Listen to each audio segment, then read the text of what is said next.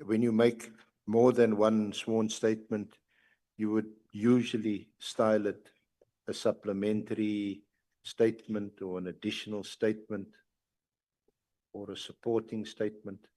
And in this case, they elected to call it a supplementary affidavit. So the main affidavit still stands and is before the committee, and the supplementary affidavit serves to supplement and to explain some of the initial issues that arose from the main statement. Thank you, Chair. Okay, with that explanation, I'm going to circulate to the members and then hear what their views are. Honorable Ngola. Thank you very much, Chair. And Chair, I think we must indicate that we take the concerns by Honorable Mateus in good light, because I think it's one of those regular checks that we always must do to safeguard the credibility of the process. But I think it is important to reflect a bit that part of what was the crux of why we deferred the witness was the issue relating to him having the numbers of Mr. Mkhodzi in Lusikisiki, whilst he claims that he has got the numbers of Mr. Mkhodzi preparing for the Stilfontein thingy. So there was a mismatch about the dates, which actually appeared that the witness might be misleading the ad hoc. And I think in the supplementary statement, the witness has thoroughly explained that the dates which actually ultimately led him to be in possession of the contacts of the men in question.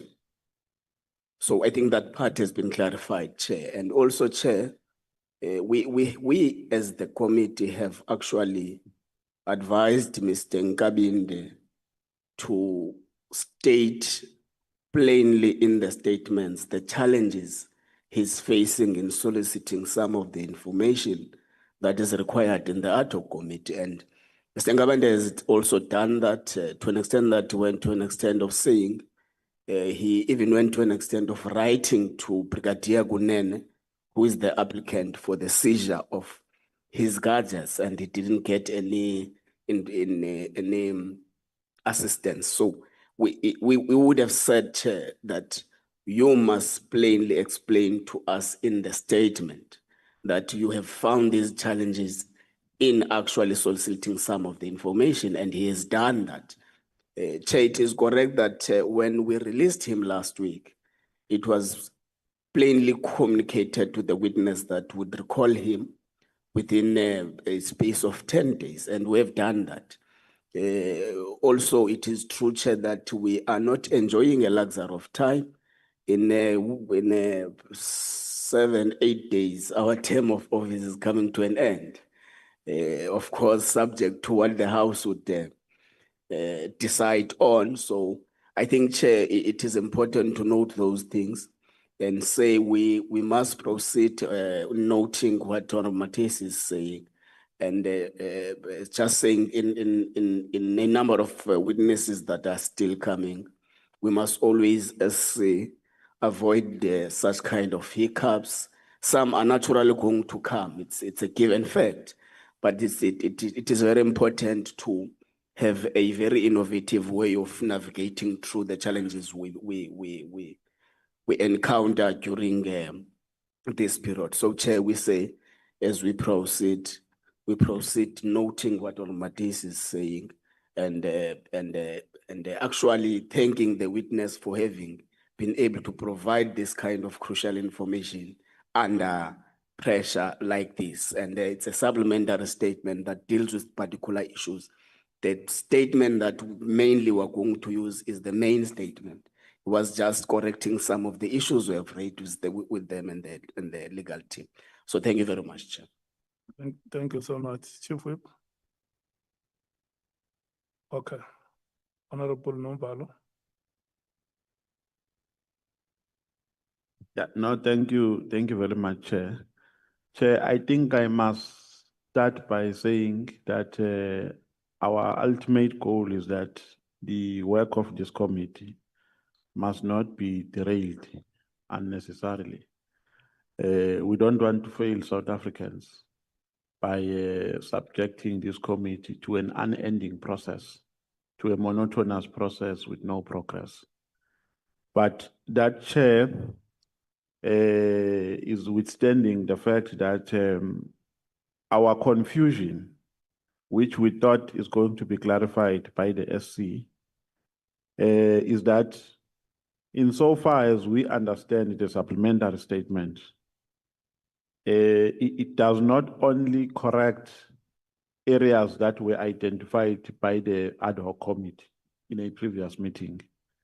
It goes further because our understanding is that in terms of the legal principle, a supplementary statement is wherein you supplement what has not been addressed in an original statement.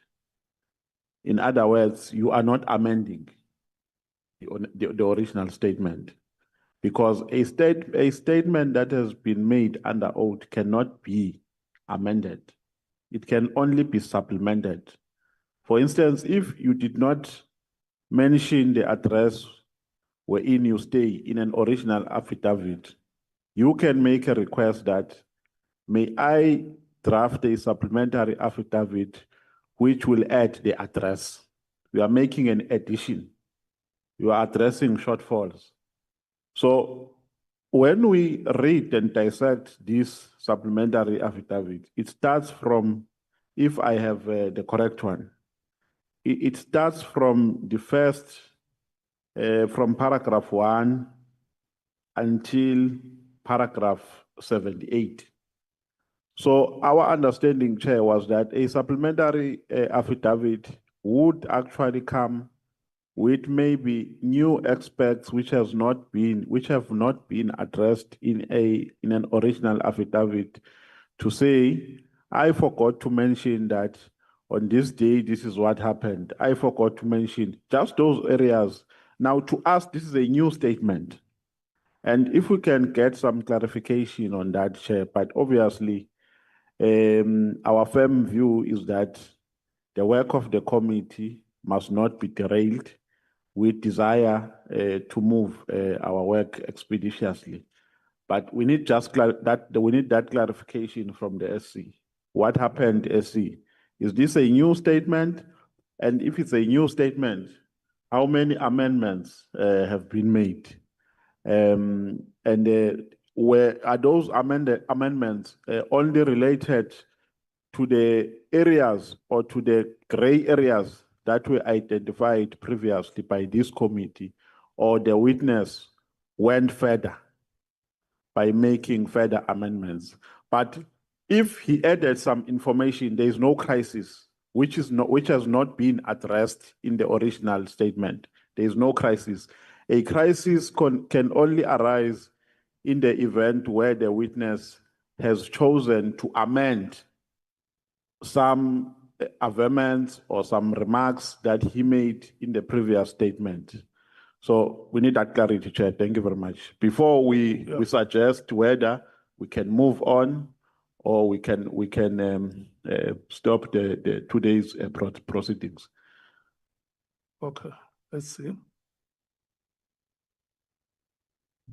Thank you, Honorable Chair.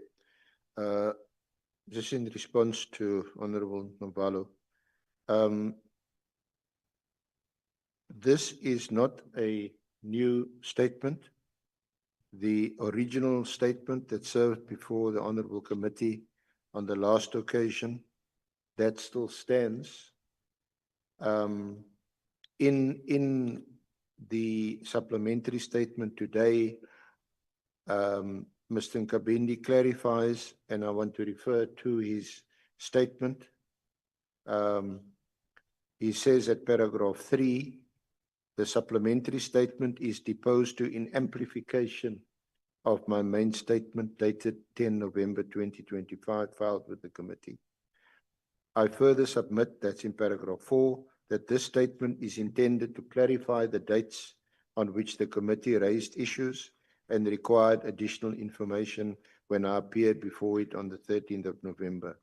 As will be gleaned from the supplementary statement, I still do not have access to my devices that were taken during the recent search and seizure at my house on the 10th of October 2025.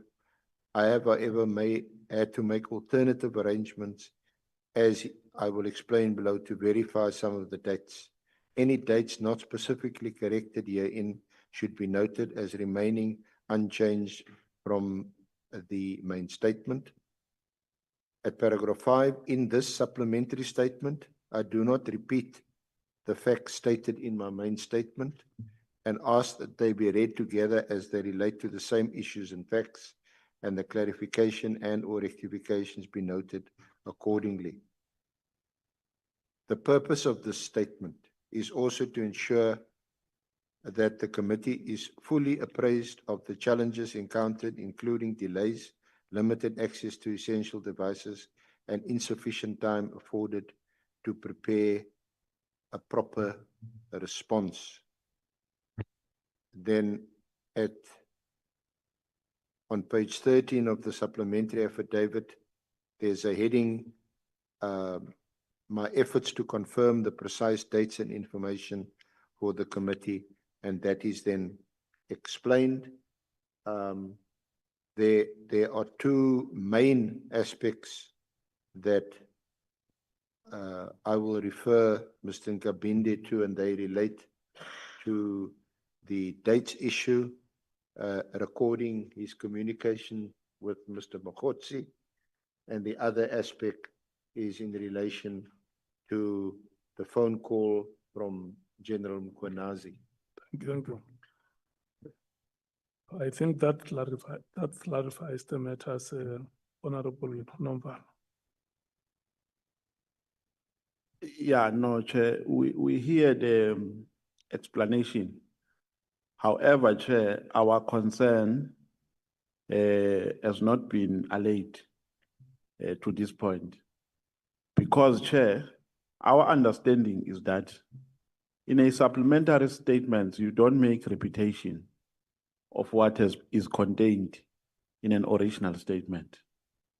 What was supposed to happen here, Chair, is that this supplementary statement was supposed to acknowledge the content contained in the original statement, not to repeat it word by word. And then they just write a topic of issues that they supplement, facts that they supplement. It was not supposed to be this long, Chair. We're not supposed to have an introduction. We're not supposed to have a background of the deponent, because that has already been clarified in an original statement. So it creates a lot of confusion because it gives an impression that this is a statement that is amending the original statement. Because if it is not amending the original statement, it should not repeat the same facts that have been, or the same averments that have been addressed under this original statement. It should only deal with a new supplemented information and say, we note paragraph 1 of the original statement, we note paragraph 2, we note paragraph 3, and write a new heading, supplementary information, and you supplement. It was supposed to be only 2 pages, Chairperson, but now it's a repetition of this statement, and it creates a lot of confusion. Yeah, no, I hear the point that you are saying. If you look at number 5, it says, in this supplementary statement, I do not repeat the facts stated in my main statement and ask that they be read together as they relate to the same issues and facts, and the clarification and rectifications to be noted accordingly. What the legal team might have done was to bring the contents of the earlier statement after this preface, so that in the event we want to make reference, you don't have to be having two documents in front of you, but the contents of the previous statement have not been changed. That is why it is written there at number 5, the way you are saying. I agree with you that in terms of the structure, you would have wanted maybe 1 or 2 pages. But the other, am I correct, SC, that the contents of the previous statement have been included in this supplementary statement? Indeed, Honorable Chair, Yes. it's confirmed by Mr. Nkabinde. And in the ordinary course, if there's any material differences that constitute contradictions in the supplementary, and it contradicts what he says in the main, then clearly he will have to take responsibility for that, and any adverse finding that is made, will be made. As evidence leaders, I think I've explained it a few times. We interact, we consult, we do a draft, we send it to the witness concerned. The witness concerned, almost in all our cases now, have their lawyers. They look at it. Sometimes they make minor amendments. Other times they redraft the statement completely and send us their statement. And it is not for us as evidence leaders to tear it up, throw it in the bin and say, no, we don't accept what you say in your statement. Provided they do so under oath and they take responsibility for it. Our job is to lead them according to their statement, and for the rest, the honourable members then debate it with them and ask them questions.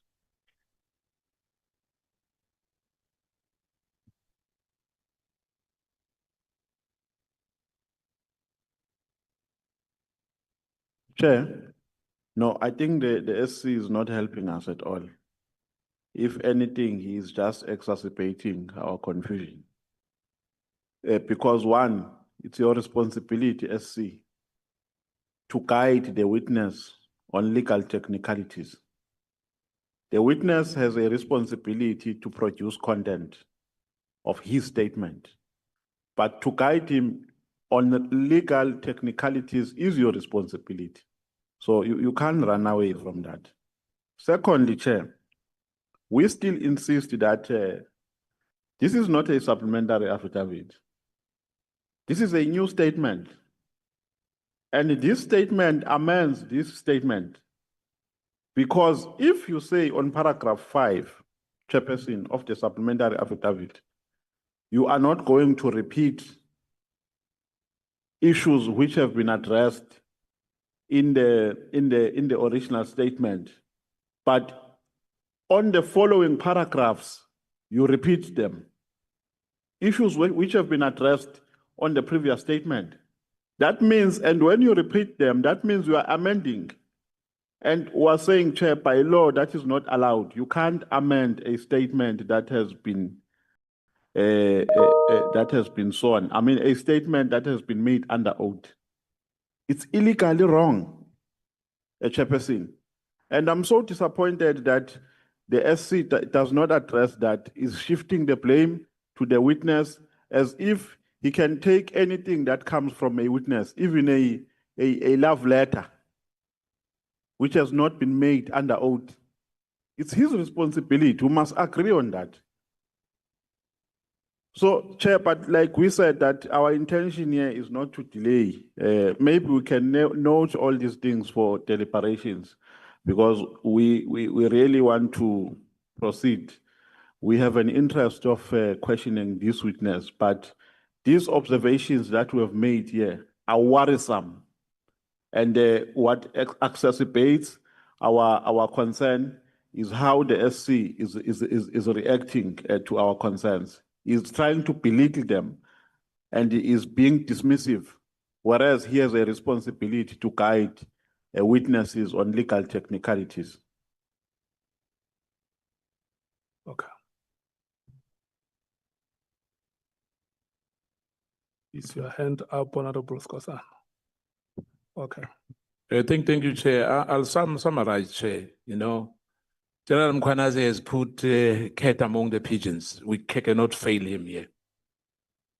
And I'm disappointed as well, you know, that the witness beside their SC is got a legal team and they know the law. They know exactly what we are talking about. What my colleague has spoken about here, if you look at the original submission and you look at the supplementary, completely, it was not, it was only about the dates which the witness told us here that he told the legal team, meaning our legal team, that he was not sure because of the gadgets.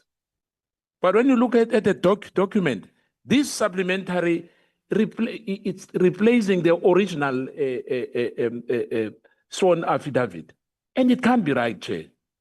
But anyway, for the sake of progress, I'm not sure whether legally this thing is not going to have impact on us as a committee, but really it's disappointing and it's not a laughable issue. You know, we are dropping the ball, and we always mention this thing on the other committees that some of our professionals are really failing us, and this is an egg on our face as well, because we are not here to have a gossip. You know, we are here to do our work, and we must represent our people to the fullest. We cannot be seen as, you know, that we are, like my colleague said, it's not a love letter. This is a serious document. Thank you, Chair.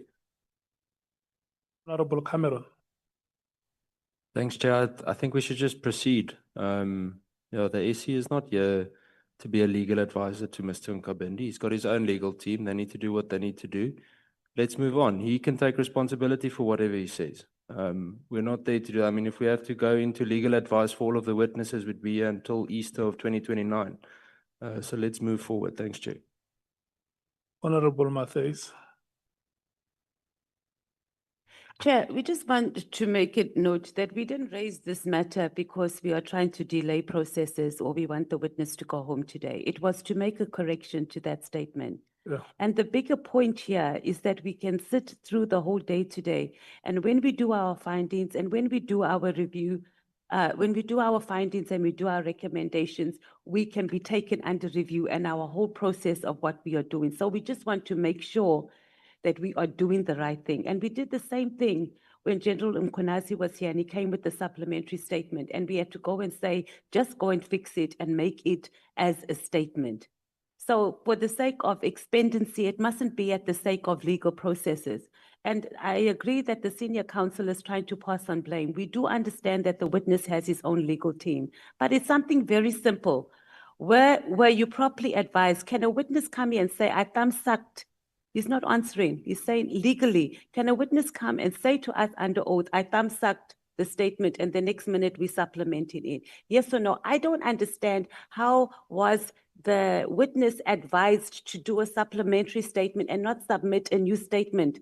It's not even, most of that is just cut and paste and just redo it. This whole process of us spending 1 hour going back and forth is so unnecessary because it just needs to be fixed. How do we accept a supplementary statement? And the senior counsel is not telling us how he decided to put this witness down with a supplementary statement, because he could have came to us and say, the witness is not cooperating, he wants to give us a supplementary statement instead of a new statement. We are quite happy to proceed, but we don't want to proceed under conditions that we are going to be held accountable later. And perhaps the senior counsel must tell us that if we are taken, our report is taken under review, what recourse are we going to have? And how is he going to be held accountable for the advice that he's given us that we must accept and we must proceed with a supplementary statement? We want to proceed. Can we just go and fix that statement? I'm sure it won't take long, and remove that word supplementary and make it as a new statement to the committee. That's all. Thank you, Chair. Honorable Sauls. Yeah, I will come to you, Chief Whip. Chair, my understanding of the difference between what we're dealing with now and what we dealt with General Nkwanga's statement is that he had a statement submitted to the Madlanga Commission, and then he had a statement to us. Then he phrased the statement to us as a supplementary statement to the statement that he made to the Madlanga Commission. And we had a problem with the fact that he calls the statement to us a supplement to that statement. We are looking for a main statement in total. So it was for that reason that they had to go back and then come back, and we considered the entirety of what he submitted to Madlanga and to us as the main statement. The difference here is that the witness had to go back and clarify a section within his statement that he said was thumbsucked because he didn't have access to his phones and other resources. The committee then allowed him to go back and clarify that. He comes back today and calls that parts that he has clarified a supplement to the main statement. It doesn't replace the main statement. Now, Chair, of course, I'm not an attorney, so I'm going to leave the judgment on the legal technicalities of the document to the SC. If the SC says it satisfies the legal technicalities, I've got to believe him. Where I make a contribution is on looking at what the witness says in the statement, and I want to read it. He's explicit in the designation of the statement. He says, he calls it supplementary witness statement of Cedric Nkabinde. That tells me he's telling us that's a supplement.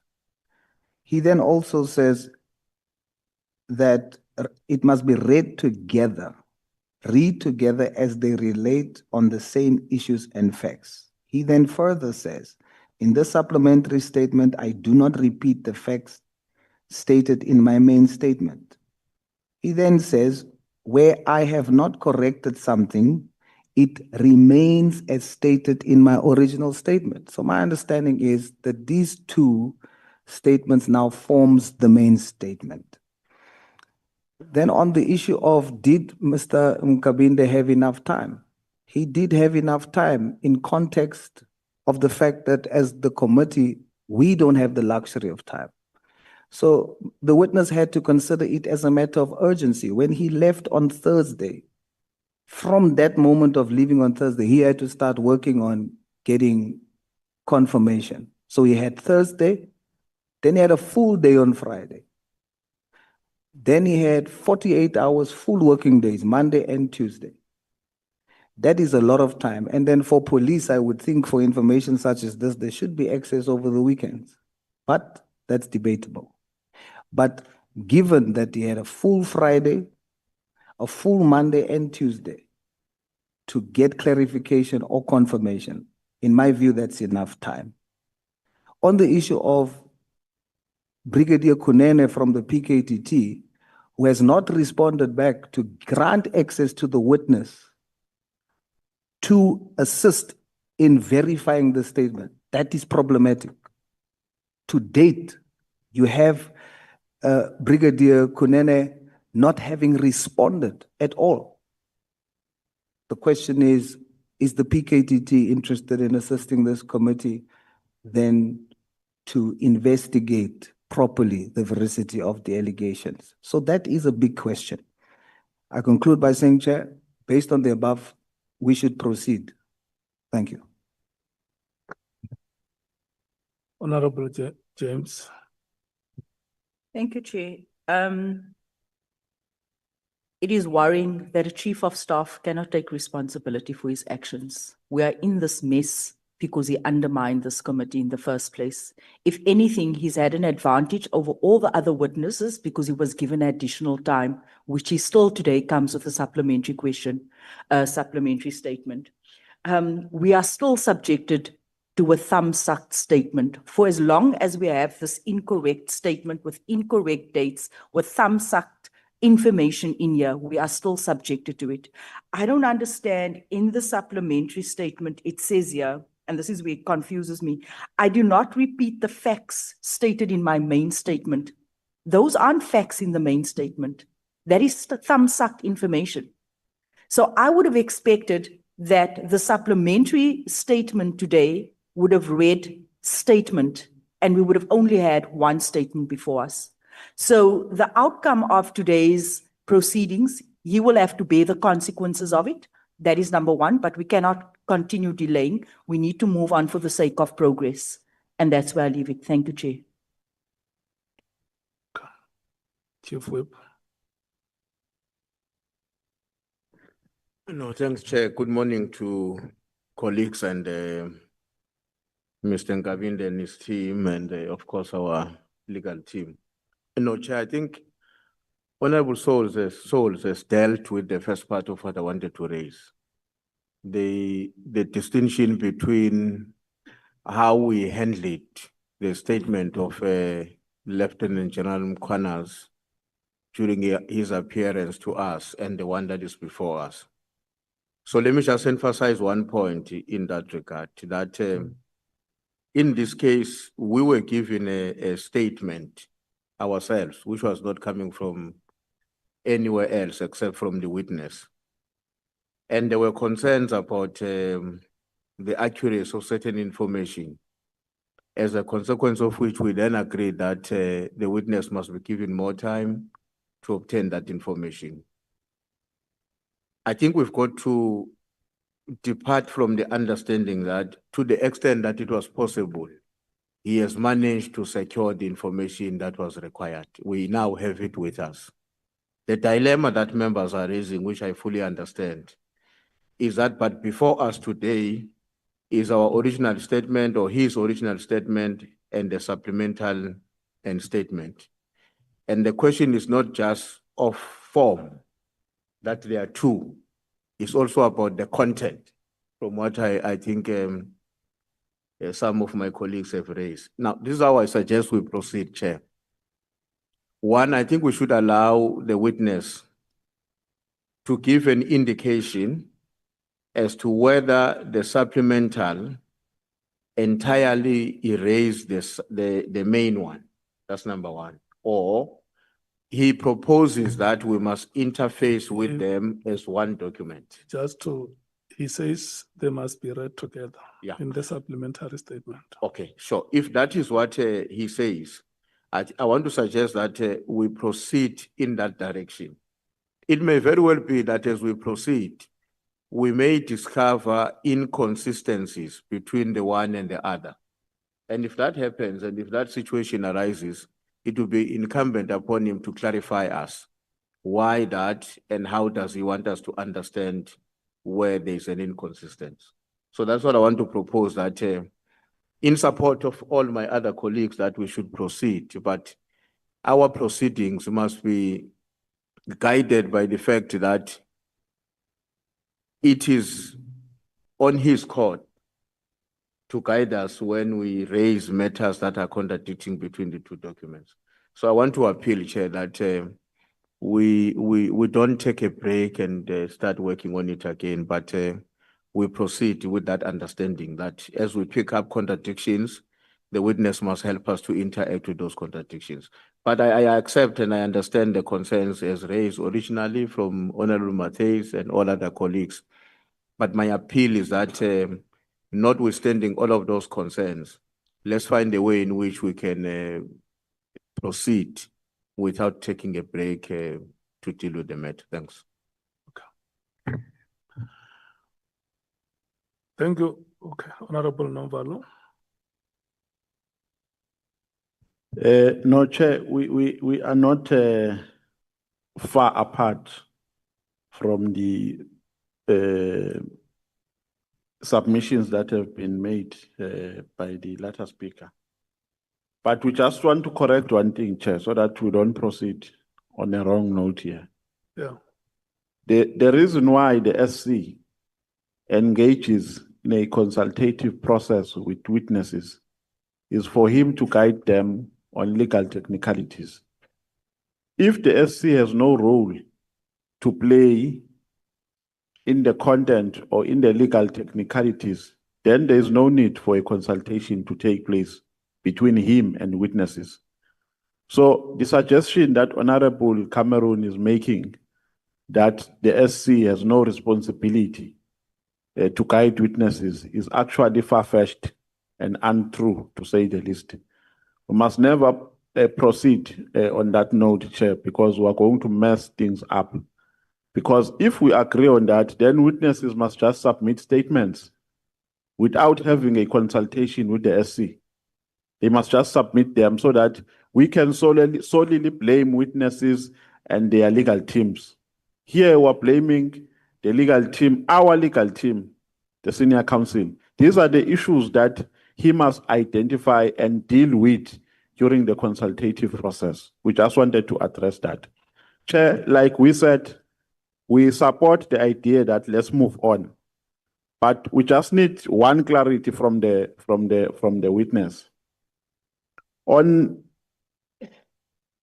the original affidavit, Chair, because I just want to be practical. I think under page 2, the topic there is contents. It says that in the original affidavit, on page 16, the witness will talk about the minister's directive of the 31st. And on page, okay, then in the supplementary affidavit, on page 2 again, the witness is making an indication again that he will talk about the directive of the minister. Who, on the same page of the supplementary affidavit, the witness is saying on page 22, he will talk about the knowledge of PKTT. That's how it's written. And in the original affidavit, he says on page 3, he will talk about knowledge of the PKTT. Now, the question that we have here, Chair, is when you talk about the same issues in different statements, are you making amendments or you are making a supplementary of what has not been contained in an original affidavit? Now you supplement it in a supplementary affidavit under the same topic. I'm not sure if my question is clear, because that's what triggers our confusion as well. When you talk about the same issue, when you address the issue which has been addressed already here, what is the intention? Do you intend to amend or you intend to supplement what is contained here in the original affidavit? So that when we move on, Chair, we move with a correct understanding of his intentions. Yeah. That is a clarity that we have. Thank you. Mr. Nkabinde, remember, you are still under oath. Yeah. Thank you, Chair. My understanding how I outlined the topics is that in that specific topics, there are things that I wanted to clarify, to supplement. So I wanted to make it easier that what I'm supplementing in this topic, you will find it in page so and so, because even when you read in my supplementary, I'm referring also to a certain page and a paragraph of the main statement. This is what I'm amplifying and I'm supplementing, and more of clarifying. Thank you, Chair. No, I think we are fine with the response. The last will be Honorable Matthys. Thank you, Chair. Just to clarify, when we used General Mkonazi's supplementary statement, it wasn't because we were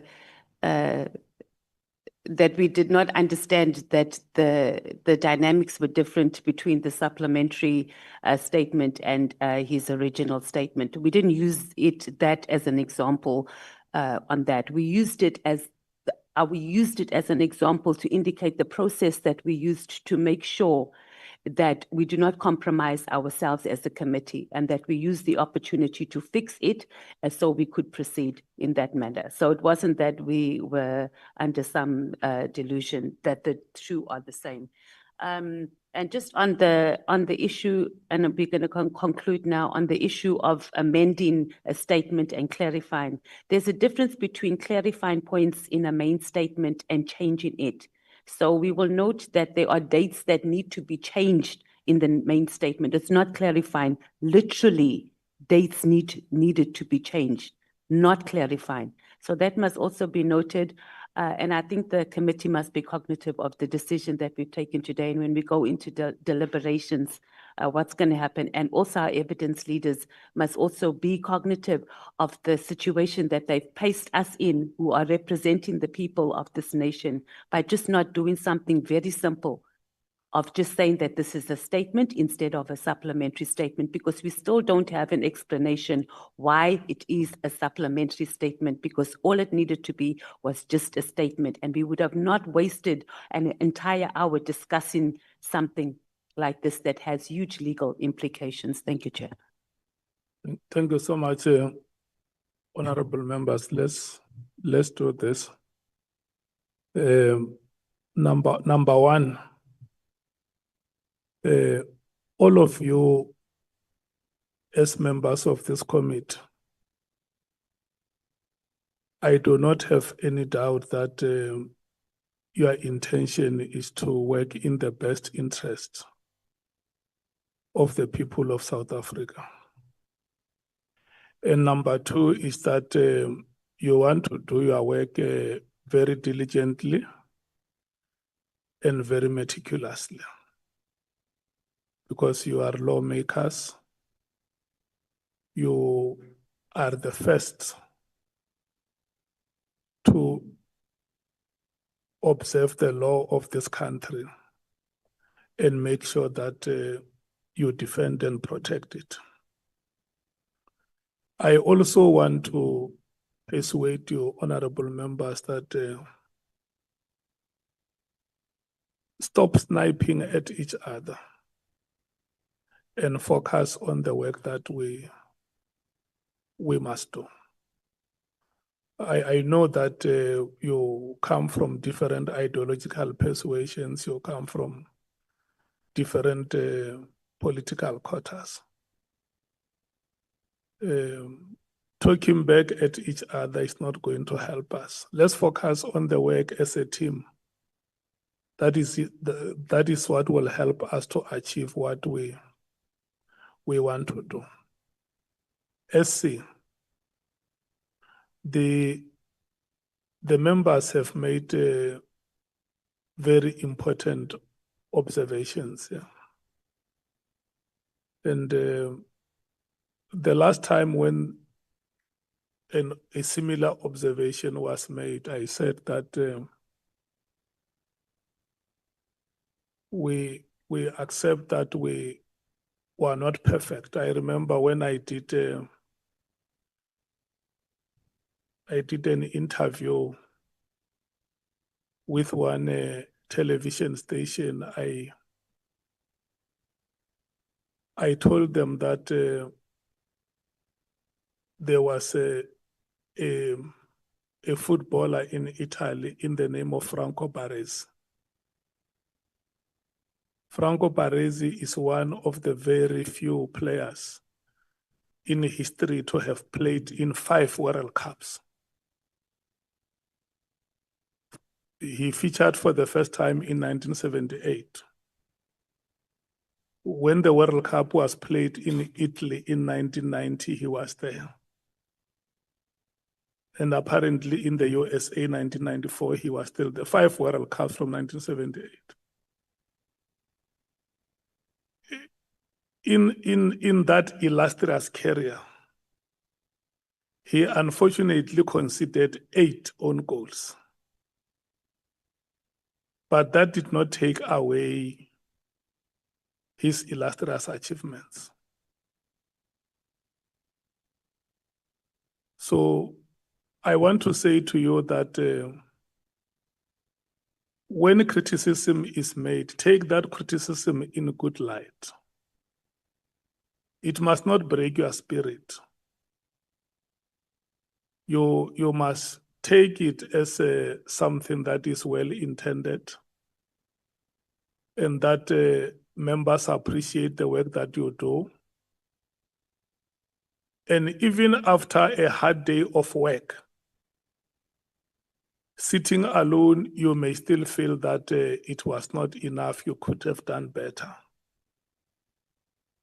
And where members make these critical observations, I want to exhort you to ensure that we improve so that the work of the committee is not scuppered. Honorable Matthias is right that we sat here for an hour having to discuss the form. Not even the content. I think it was only one paragraph that Honorable Nomvalo wanted to be clarified, but discussing the form of the statement. So I think it's a thing that that we must improve on. But at the end of the day, honorable members, I have said it that as the chairperson of this committee, I would not even wish the criticism to go on anybody. I take responsibility for everything. You know, when you are a driver of a bus, passengers can sit at the back, some even drink, some take their provisions and start eating and dancing in the bus. But if the bus gets a puncture, the driver must explain to passengers, how did it happen that we got a puncture? Why did you bring us this kind of a tire here or this kind of a bus here? So I'm taking responsibility on behalf of everybody.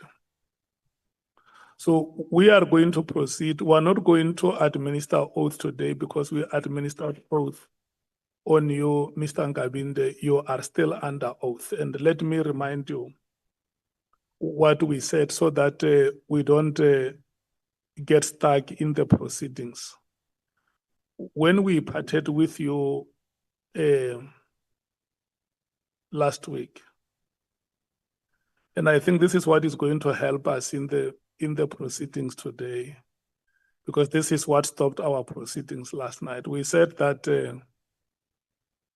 when you come back today, or whatever day we shall have decided, before we proceed, we are going to check with you that you have put the helmet of integrity on your head. And I can see today you have that helmet of integrity. We said that you will put the badge of conscience. And that badge of conscience is here with us today, a necklace of morality and amulets of ethics, because that is what will give us a crown of credibility. So we are going to proceed in that way. Our presumption is that the helmet is there, the badge is there, the necklace is there, and the amulets are there. SC and Mr. Nkabinde, your time starts now, and I want to wish both of you good luck in leading evidence. Thank you. Thank you, Honorable Chair. No more own goals. Mr. Nkabinde, again, welcome this afternoon, and thank you for your cooperation. At your last appearance before the committee,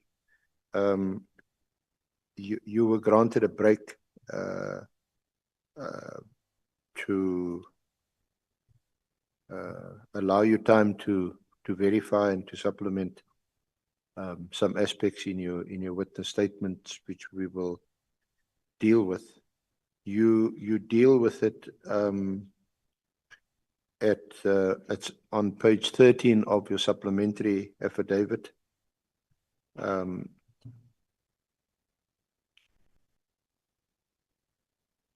From paragraph 49 onwards on page 13.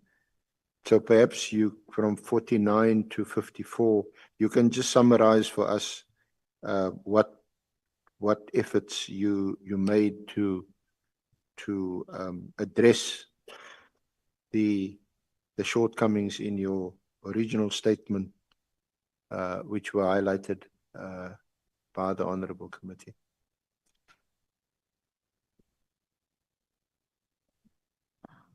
Thank you, Chair.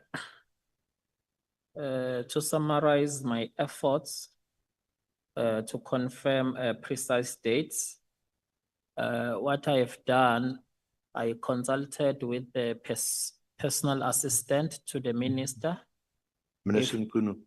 to the Minister Mkunu. Yeah. I consulted with him if I can have access to the minister's calendar, because the minister's activities will be precisely as to in relation to the dates I'm looking for. Another effort, I instructed my lawyers to write a letter to Brigadier Gunene, if at least can I have access to check the relevant dates, even if they don't give back my gadgets, just to go through my dates. But unfortunately, there were no response from that letter. There was not even an acknowledgement received. So with the help of the calendar of the minister, including with the travel agencies looking into the traveling itineraries of the minister, then I was able to be precise with the dates of a sequence of events that are relevant to the committee, Chair. Okay. So you still didn't have access to your cell phone, to your gadgets that were seized during the search and seizure operation that was led by Brigadier Kuneni. Can you repeat your question? I said you still have not had access to your gadgets, your mobile devices. Yes. That were seized during this operation earlier in October. Yes, that's correct. So these dates that you now referred to, you reconcile that with the personal diary of Minister Mkunu's PA. That's correct, Chair. Okay. So let's go there. Can I refer you to your original affidavit?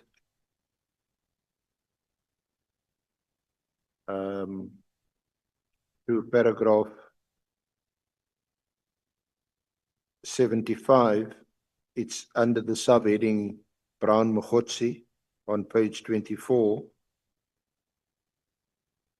and it goes through to 83.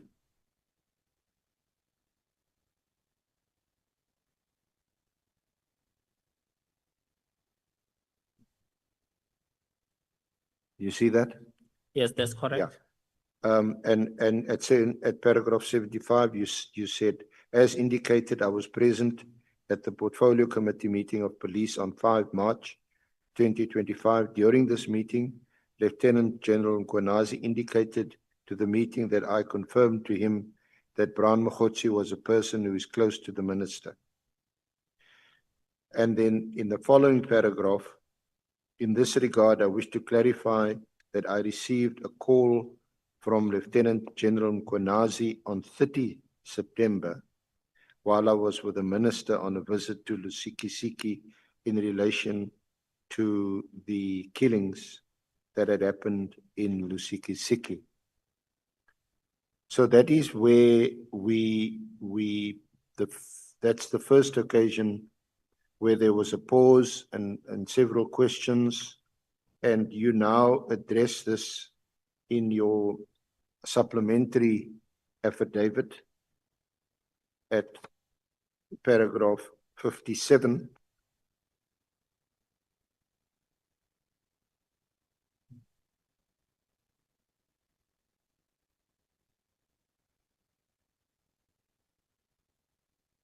Or rather, perhaps you should just start. You record this in a chronology, your record of communications with Mr. Mogotsi for 2024, and then more pointedly at paragraph 57. No, sorry. Sorry, it's 56.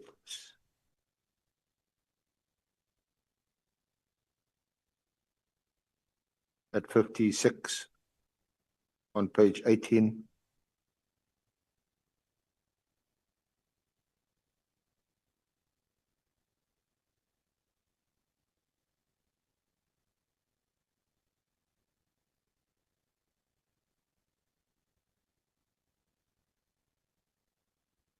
And also 57.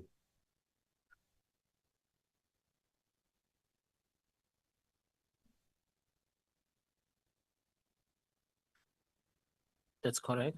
You want to read it into the record, or you can summarize it?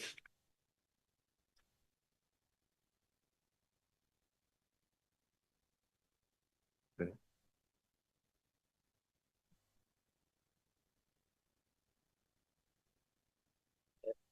It starts on the page 15. It starts on the page 15. You want to start at page 15? Paragraph 55. Yes, you may. The subheading there, it's a record of communication with Mr. Mogotsi, chronology of material events.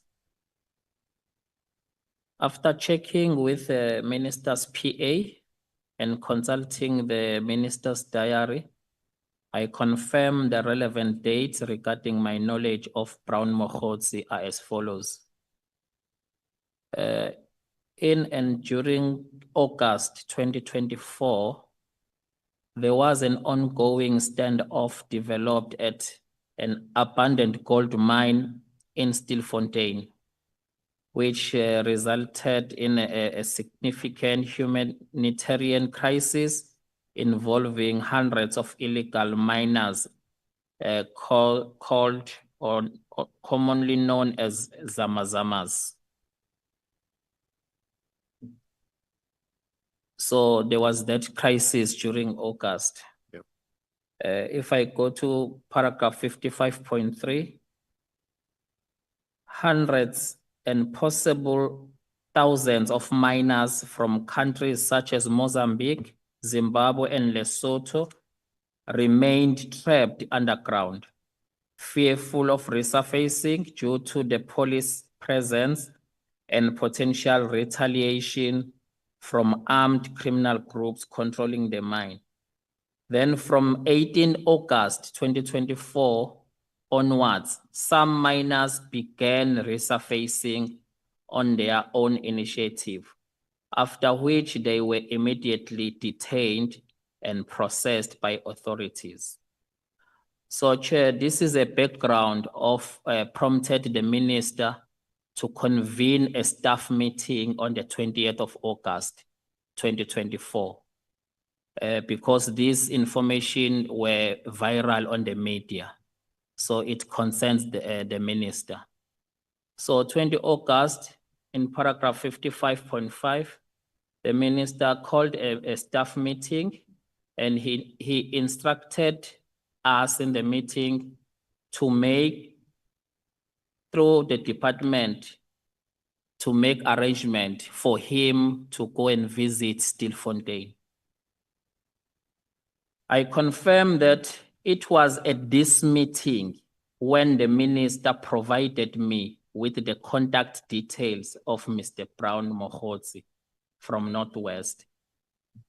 And I recall that minister instructed me that I should contact Mr. Mohotsi and ask him to come with some local leaders to brief him on the situation before his visit, which I accordingly instructed to facilitate for this engagement. I then contacted Mr. Mohotsi on the same day of that meeting and informed him that I will revert once a suitable date for the briefing had been identified.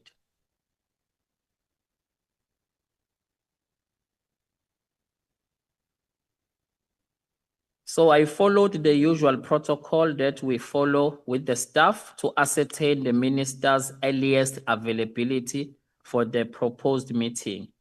I checked the minister's availability with the PA in order to facilitate this meeting with Mr. Brown.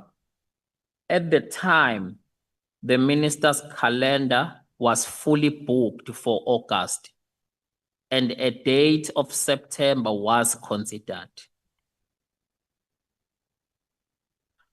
55.9, although I cannot recall the exact date, during the second week of September, I again engaged Mr. Mohotsi and identified the date of 30th of September, 2024 as a possible meeting date based on the minister's availability.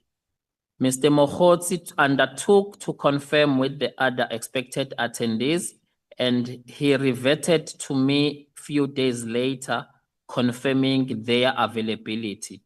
And accordingly, the meeting was scheduled as follows. It was going to be on Monday, 30th September. The time allocated for this meeting was 11 to 12, 1 hour.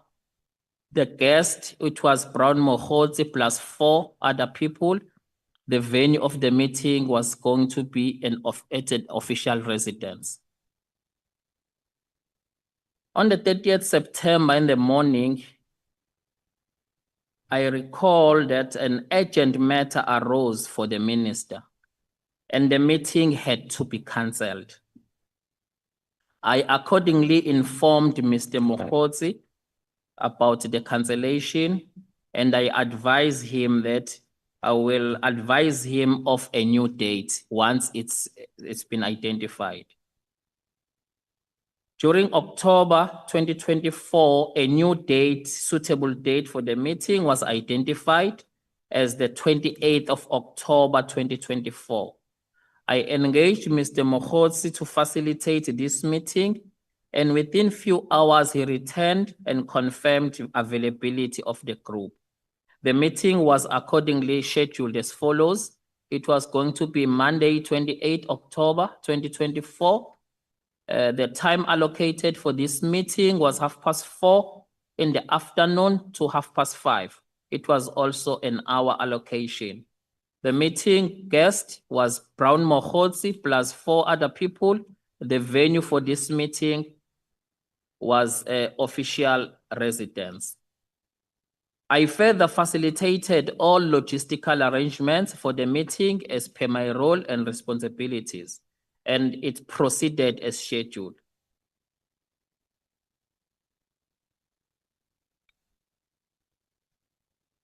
However, as I testified previously before this committee, I did not attend this meeting, and therefore I'm unable to confirm the discussions that were had in that meeting.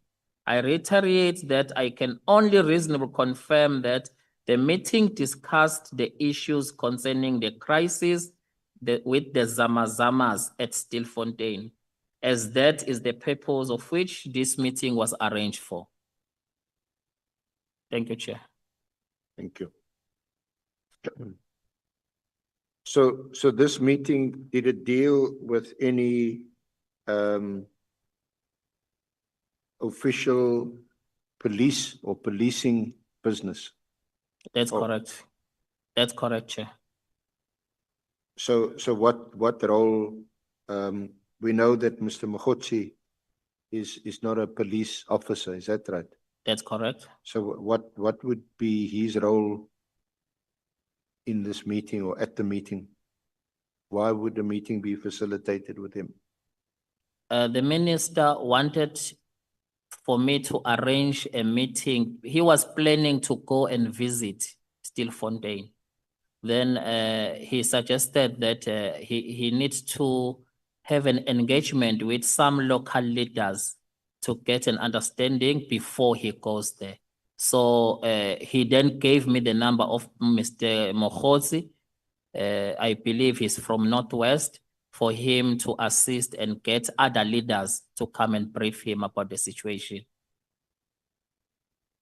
So the other, I think you mentioned the other 4 persons at the meeting. You can't recall who they were. Were they local leaders?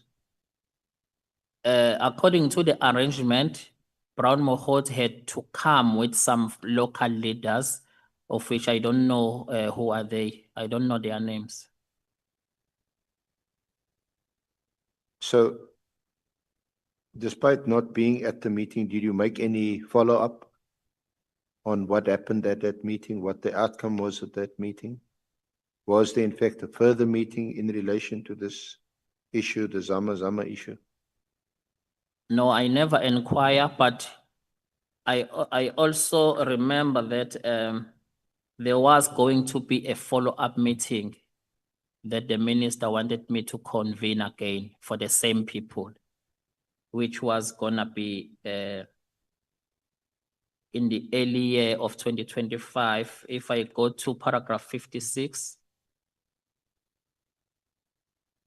in early January 2025, although I cannot recall the exact date, the minister instructed me to facilitate a follow-up meeting with Mr. Mogotsi and the same group of individuals. After reviewing minister's calendar, 3rd of February 2025 was identified as a suitable date, which I informed Mogotsi, and he confirmed his availability. And the meeting was accordingly scheduled as follows. It was gonna be Monday, 3 February 2025. The allocation of this meeting was 1 hour, 11 to 12. Venue official residence. 56.2, it was approximately 15 minutes where after the scheduled start of the meeting, the Mr. Mogotsi were running late, and then I had to check how far are they. Then when I contact Mr. Mogotsi to check on their arrival, he informed me that the individuals that should accompany him had been urgently called at Luthuli House, and they were now unable to attend.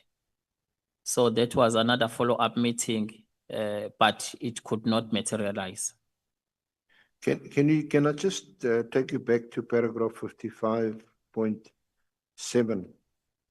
That date there, it seems to be a typographical, it's 20 August 2024. 2024, yes. Not 2025. No, it's 2024. It's a typo.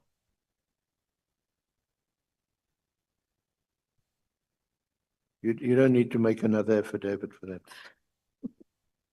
So again, what you fairly early into your tenure as chief of staff, Yes, around about this time, you in fact had just been appointed that's correct. on the 1st of August 2024.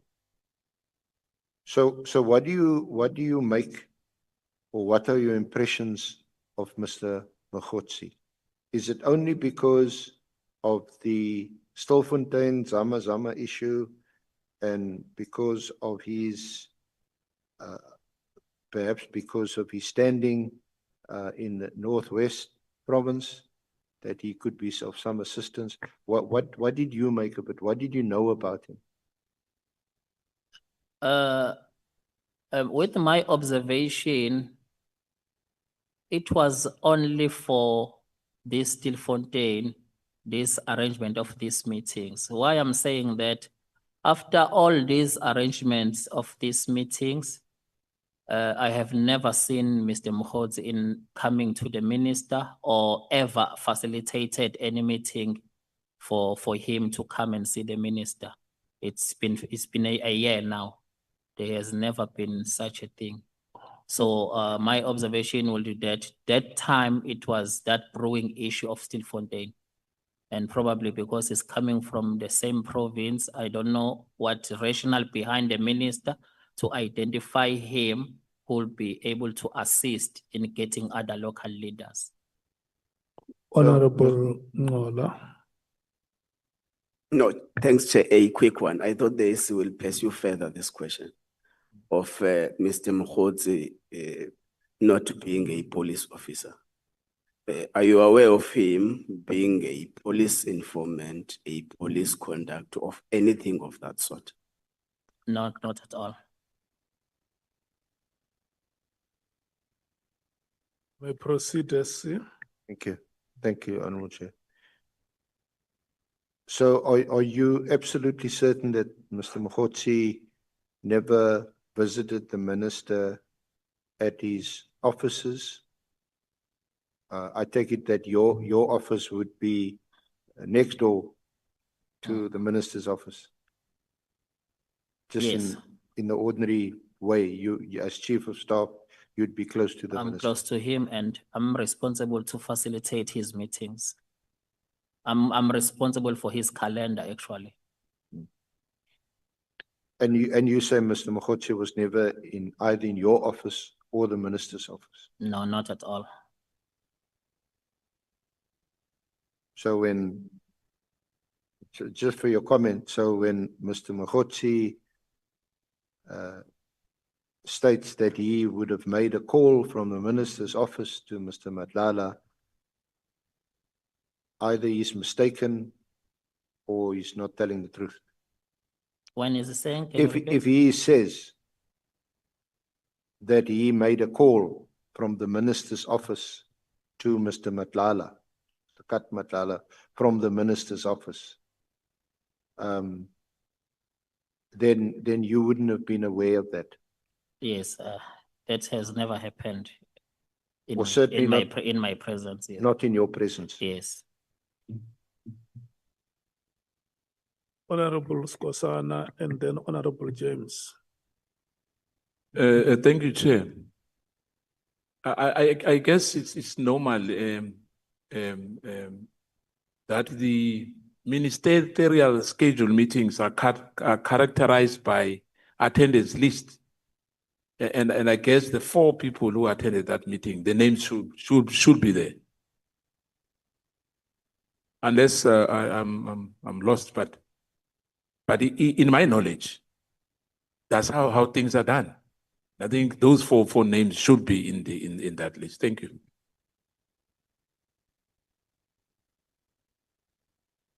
Thank you, Chair. I'm covered by Honorable Skosana.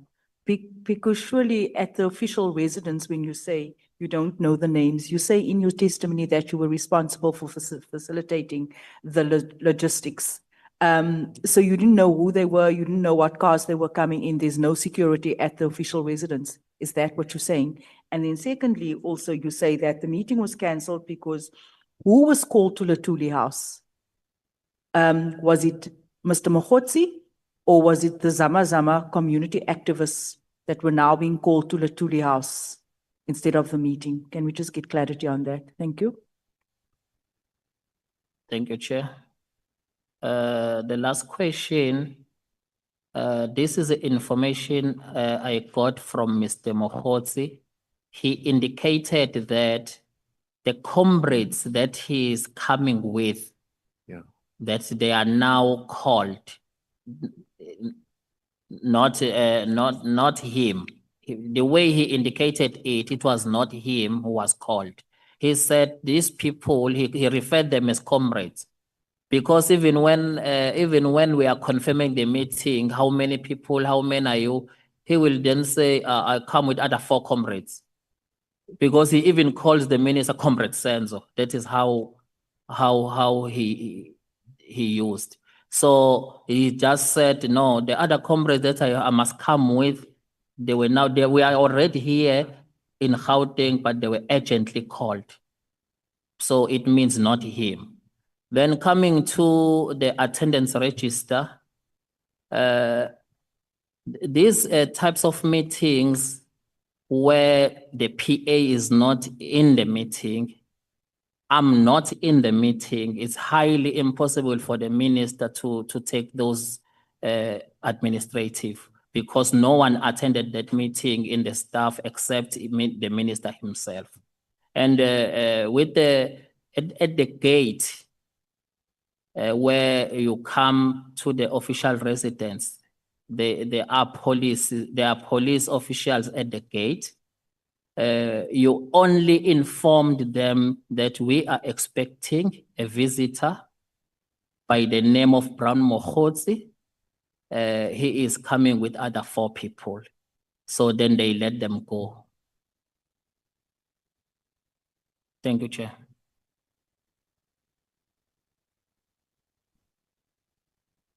Honorable James. Chair, I put it to you, Mr. Nkabinde, that at all the parliamentary villages, and I'd like to think that security is even tighter at an official residence, you don't just give the name of one person. It is mandatory for you to present your ID at the gate, and they have record of everyone that gains access into that official residence. Could you not have called the security to get the names? Because we want to know who these names are. Because right now, I'm not sure if they are activists, community Zama activists, or are they comrades? We need to know who these people were. Thank you, Chair.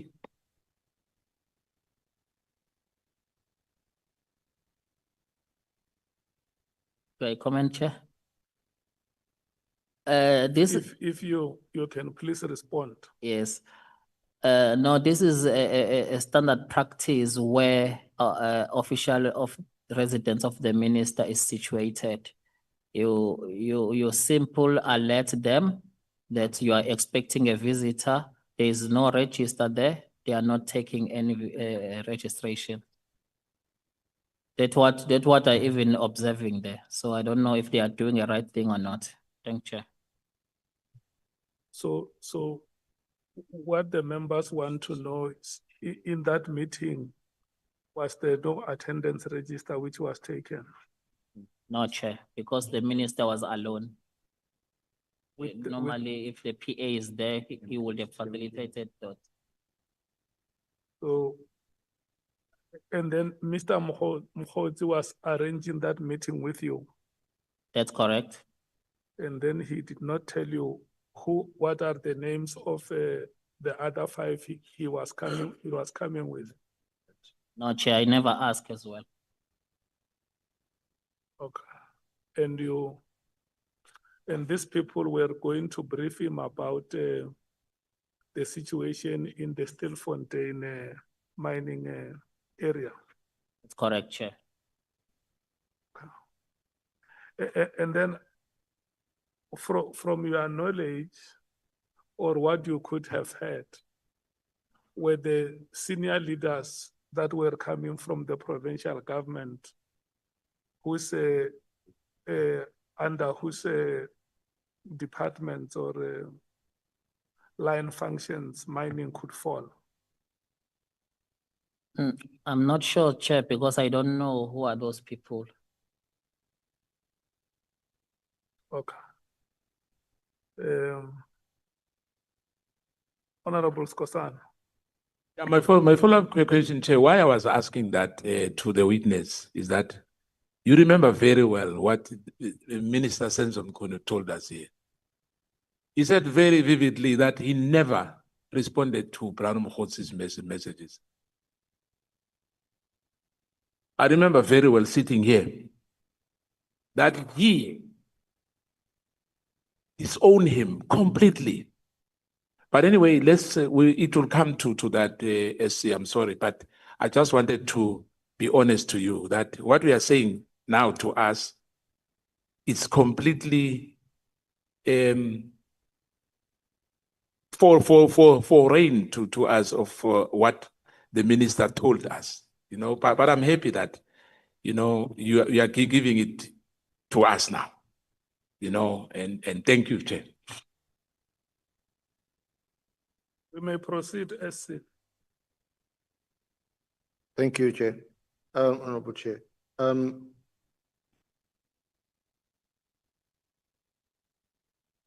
Can I also refer you to another aspect, Mr. Nkabinde, which you were required to address? Can I refer you to paragraph 76 of your main affidavit?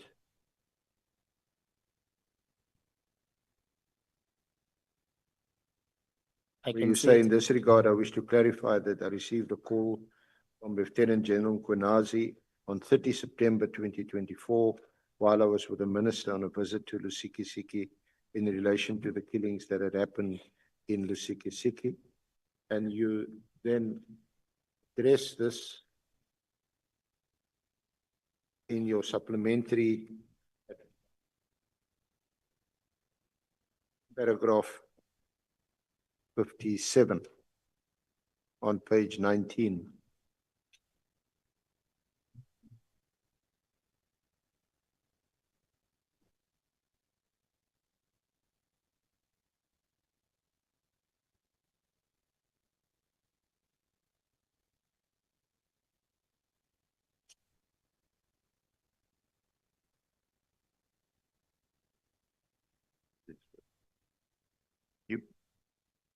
Do you want to deal with it? Thank you, Chair. I wish to clarify and supplement paragraph 76 of my main statement and place it on record that after verifying the details, I can confirm that I received a call from Lieutenant General Mkhwanazi on the 1st of October 2024, not 30th September 2024. This call was received while I was accompanying the minister on his first visit to Lusikisiki in relation to the killings that had occurred in the area.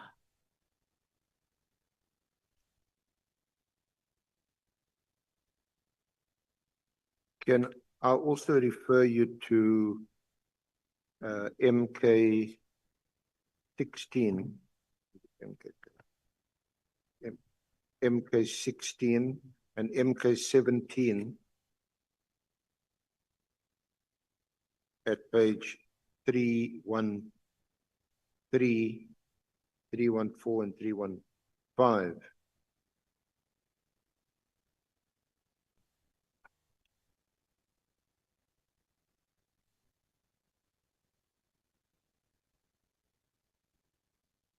MK 17, it should be in a bundle. MK 16, There's MK 17. 16. There's MK 17, yes. 313 page. 315. Yeah.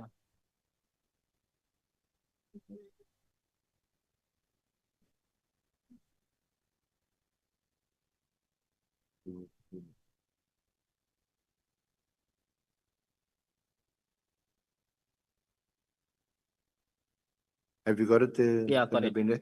Thank you. Is this the call that you are referring to after General Nkwenazi had shared this WhatsApp with you on page 315?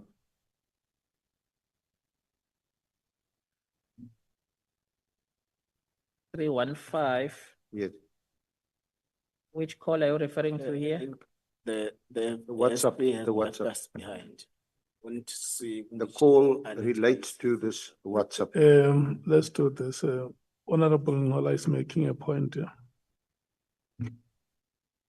No, I'm saying, Chair, the SC is leaving us behind. We don't see which annexure is he referring to. We only had that he says MK 17. So we are trying to look for that. So can you please not leave us behind?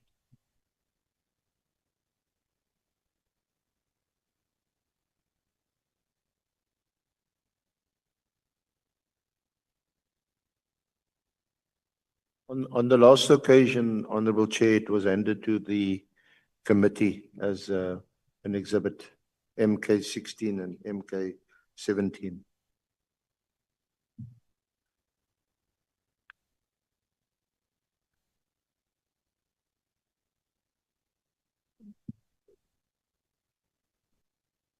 We can confirm, Chair, that we don't have that annex.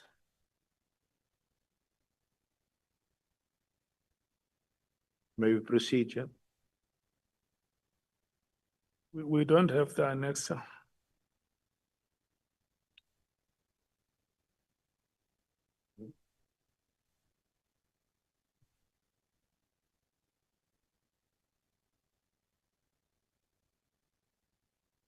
Mr. Nkabinde, you have it.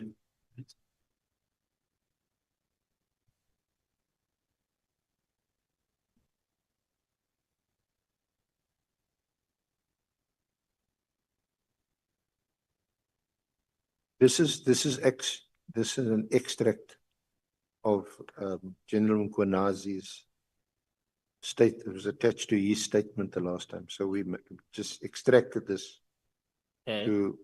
to raise it with you. Yes, you said 315, the page. 315, yeah. Yes, I have it. Now, this call that you referred to, I don't That see a bit- call here, Chair.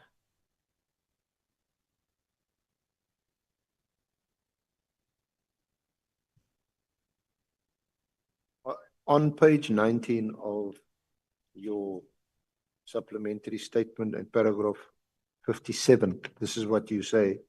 I wish to clarify and supplement paragraph 76 of my main statement and place it on record that after verifying the details, I can confirm that I received a call from Lieutenant General Nkwanezi on 1 October 2024 and not 30 September 2024. That's the Yes. correction that you made.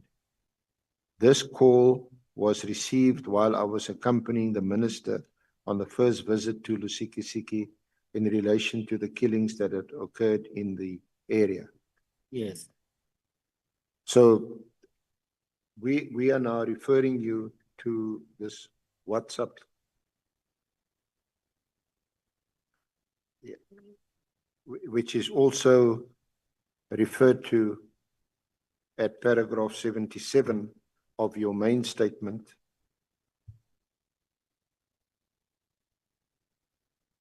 Where you say Lieutenant General Nkwanezi sent me a WhatsApp text during our telephonic conversation. That's the one you referred to on 1 October, in relation to an occurrence book that he had received from Brown Mogotsi about interference by Lieutenant General Nkwanezi during an arrest of a senior correctional services commissioner who was found allegedly in possession of drugs. Lieutenant General Nkwanezi said that Brown Mogotsi indicated to him that he knows the minister. Lieutenant General Nkwanezi wanted to know who Brown Mogotsi is and whether he knew the minister. So if you go back to the bundle, MK17, you'll see on page 313, that's an extract from the occurrence book. And then there's this exchange, and these WhatsApps are then copied to you in the middle of the page. The minister's brief, he has just arrived in Lusikisiki. And on the following page, 315, my General Brown Mogotsi from the Northwest, an internal attempt to discredit you through defeating the end case. Morning, sir. What are you talking about? What defeating case are you referring to, and who is behind that?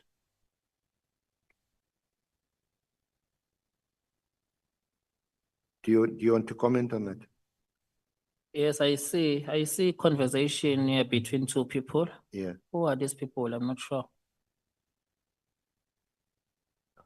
Who are these people And talking then here? at paragraph 78, your narrative goes on to, I confirm that I knew who Brown Mogotsi was, and that the minister too knew Brown Mogotsi from Northwest. Lieutenant General Nkabinde sent Brown Mogotsi's number to me, and I confirmed that it was indeed Brown Mogotsi's number. I never referred to Brown Mogotsi as a close associate, quote unquote, of the minister, as was described by Lieutenant General Nkabinde during the meeting of 5 March 2025. That's the portfolio committee meeting. Then you say, I personally got to know Brown Mogotsi during my position as Chief of Staff, and you referred to the meetings you referred to earlier, facilitated a meeting between Minister Mkhunu and Brown Mogotsi, together with other members of the ANC from the Northwest Province. And in your original statement, you've got during October/November 2024, and you've now confirmed that date as the 28th of October 2024, and that you reference in your supplementary affidavit at paragraph 55.9.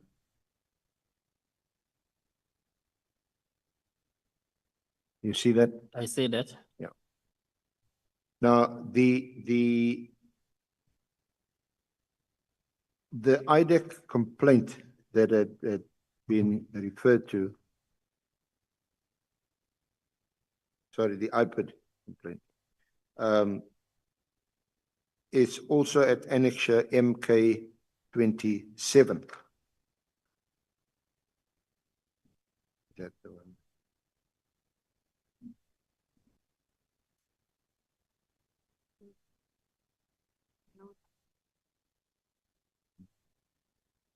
At page 602, MK27, have you got that? I got it.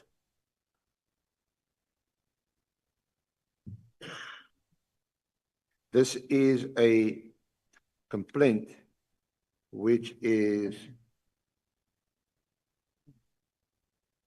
authored and signed by, is it Mr. Kefe Lakai? Yes. Kefe Lakai on 12 March 2025.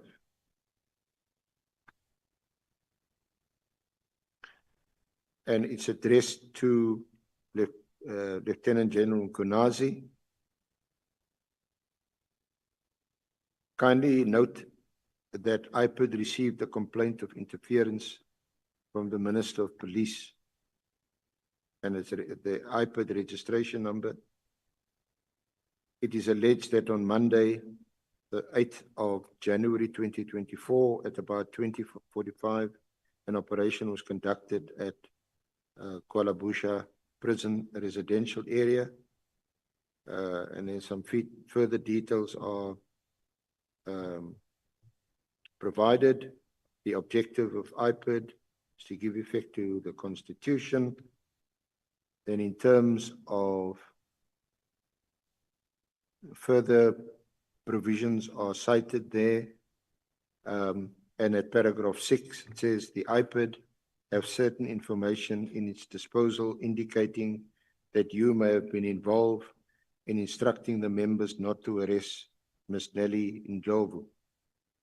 We therefore request you to submit your statement under oath, clarifying the role you played in this matter. IPID will appreciate if your requested statement can be made available on 19 March 2025. Now, this is addressed to Nkabinde, and that relates to the WhatsApp messages referred to. Your comment? Which WhatsApp?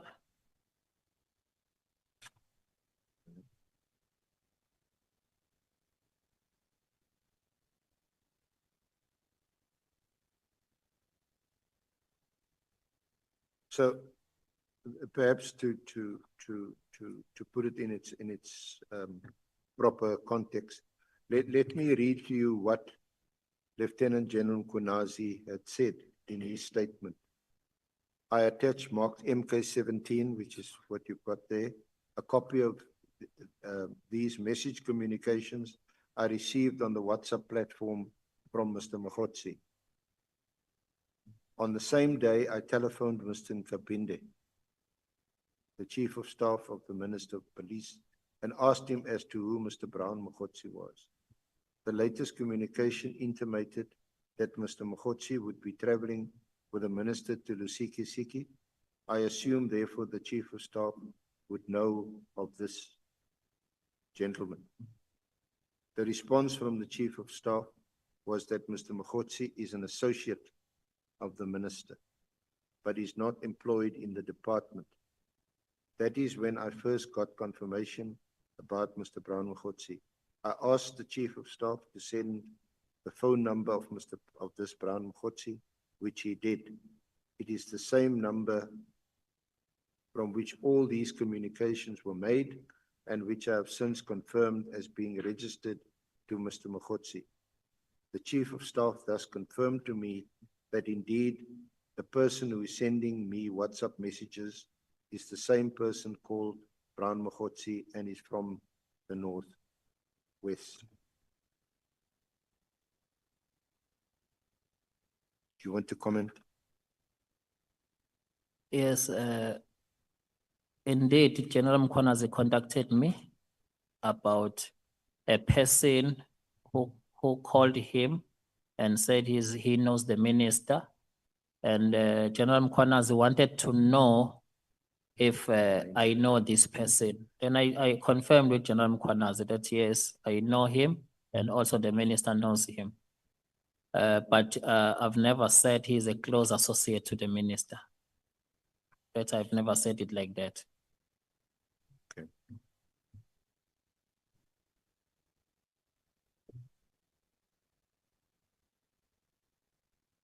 And you dealt with that in your main affidavit at paragraphs 77 to 81 in your main affidavit.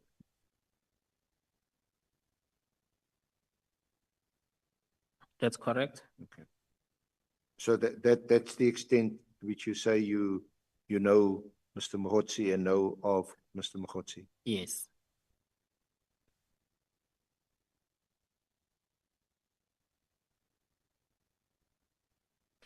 Chair, Honorable Chair, it's 1 o'clock. Are we going to have a short adjournment? None. What do we do? Break. The rest of the parliamentarians will come.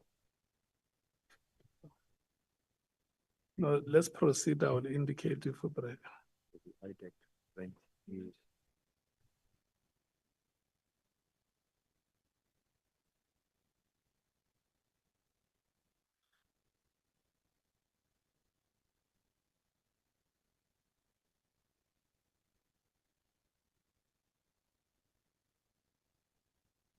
so.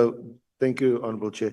Just before I move on to the IDEC complaint, which is referred to in your main affidavit at page 22, at paragraph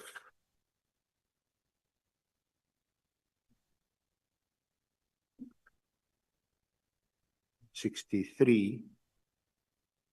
The reason why the IPID complaint is referenced and which is addressed to Lieutenant General, or rather General Mkhwanazi, is that there seems to be a pattern of wanting to implicate and charge members of the PKTT. So your comment firstly on that claim or that allegation that there seems to have been a deliberate plan to implicate members of the PKTT Hence, this complaint that we've just discussed, directed at General Nkwanazi, and now I'm going to move on to the IDEC complaint. Chair, to get a full context and full understanding so that I can respond accordingly. The complaint that you are referring to from IPID to General Nkwanazi has nothing to do with PKTT. So I don't understand where does PKTT feature. This it's about a correctional service senior officer who was allegedly found with drugs, and General Nkwanazi apparently, and it's allegedly that he stopped those police from arresting that senior officer. So here it's a defeating ends of justice case opened against General Nkwanazi. So I don't understand where does PKTT feature here?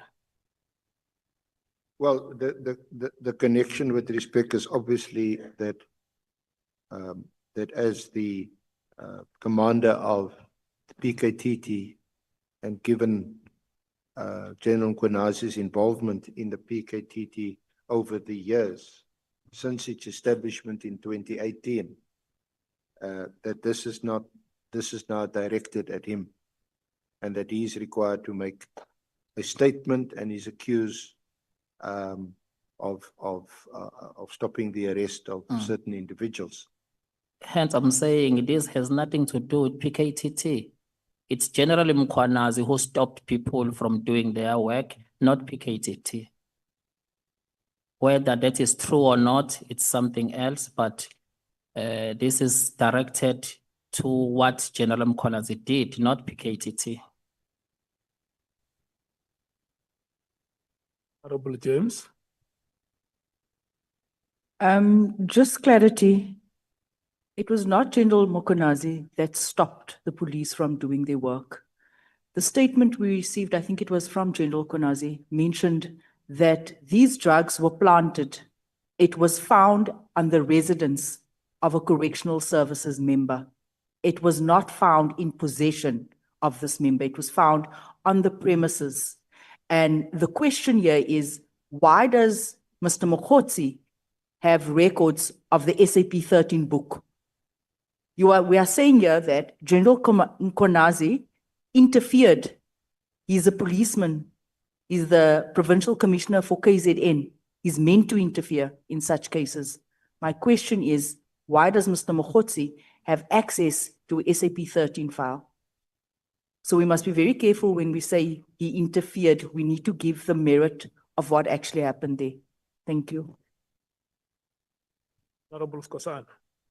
Should I comment? Chair? Thank you, Chair. Partly, I'm covered. I just wanted clarity on that as well, because unless the witness is saying that we were misled, maybe he knows better on what happened exactly to the issue, of those drugs. But as far as I'm concerned, my colleague just explained this is how we captured it. Unless there's two contradiction statement now, he's disputing what we were told, and what was submitted to us. Thank you, Chair. You can respond, Mr. Nkabinde. Chair, firstly, if I clarify, I don't know the circumstances of what happened with respect to recovering of drugs, attempts to arrest the correctional service senior officers. I know that thing while reading here, what is it saying? Hence, I even emphasize that I don't even know whether it's true or it's not true. So this is what is written here. They are saying the police officers, they recovered drugs and they attempted to arrest that correctional service senior officers, and that is when General Mkhwanazi intervened. So whether General Mkhwanazi intervention is wrong or right or unlawful or lawful, I'm not suggesting any of that, because that is basically about investigating of that case and the outcome of that investigation, because I'm not involved in it. Chair, Mr. Nkabinde, I'm not sure whether, because we are seeking clarity, we are not yet questioning you. Now, you are saying, earlier you said interfered, or now are you saying he intervened? I just wanted clarity on that. Did he interfere or did he intervene? Thank you, Chair. Chair, hence, I even used a word allegedly, because according to this letter and the complaint, they are complaining that he allegedly interfered with them not to arrest that woman, that correctional service senior officer, of which I was not there. I'm just reading the letter that senior counsel is showing me.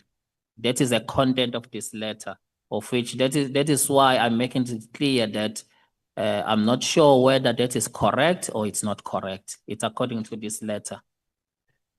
Thank you, Chair. He has clarified, though, at a later stage on your evidence, you said that intervened.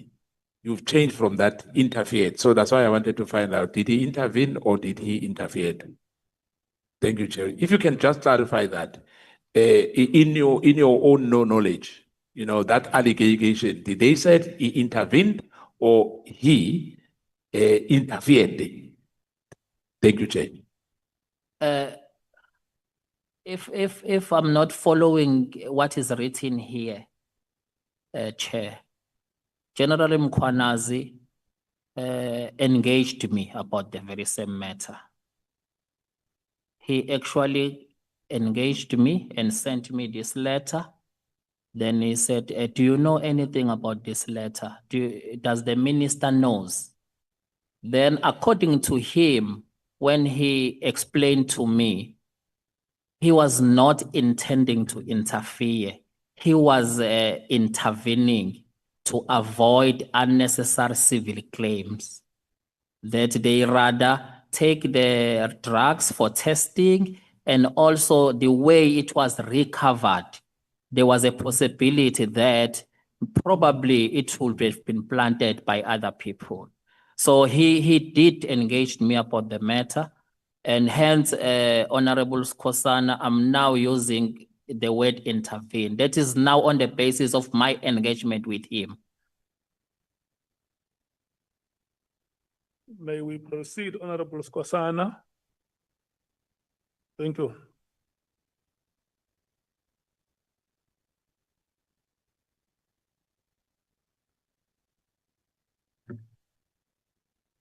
Honorable Chair, are we proceeding or are we adjourning?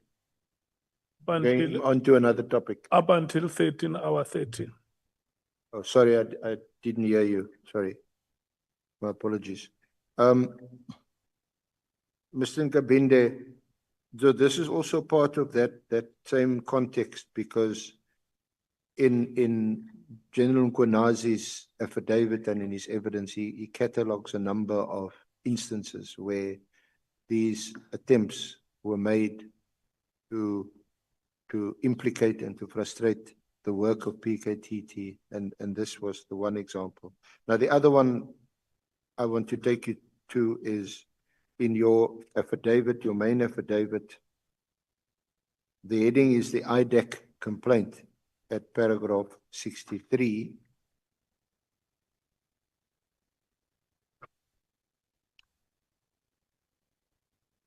I can see it. You see that? Yes. On 1 November 2024, the minister received a complaint from Mr. Fadil Adams, who's also a member of parliament, that the dockets he registered in Western Cape and Gauteng were being unlawfully intercepted.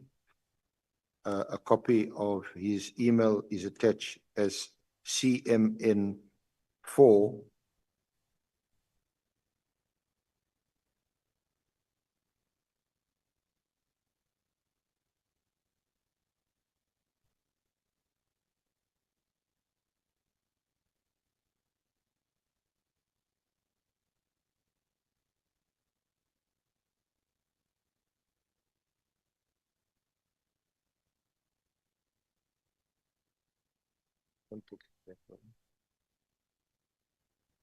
Right. So on CMN4, you see at the top, Mr. Nkabinde, this is from Sakina Frenchman. It's sent to you on the 1st of November, 2024. And it's sent to you, Landu, Motswakai. Can you just you confirm you received that email? That's correct, Chair. As the subject is charges laid by NCC. Who are the other persons referred to in the email?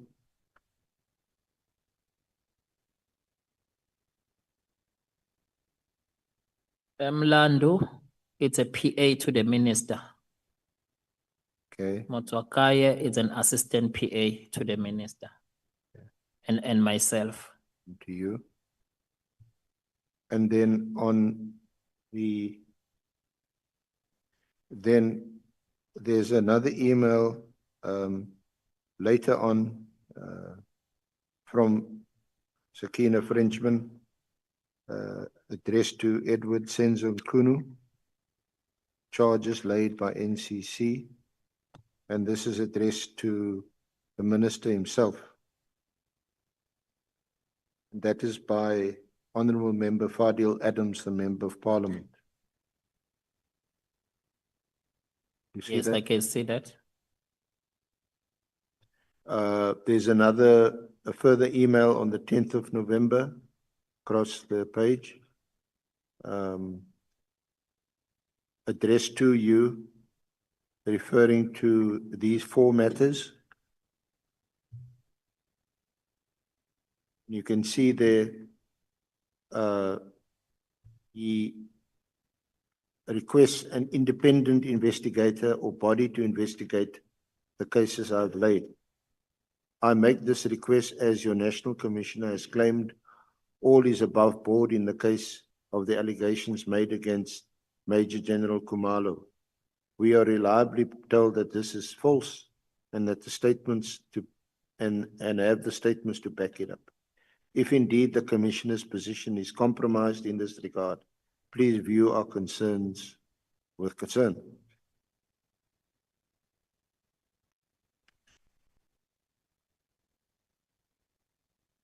And then a further email at 21:38, also on the 10th, also addressed to you.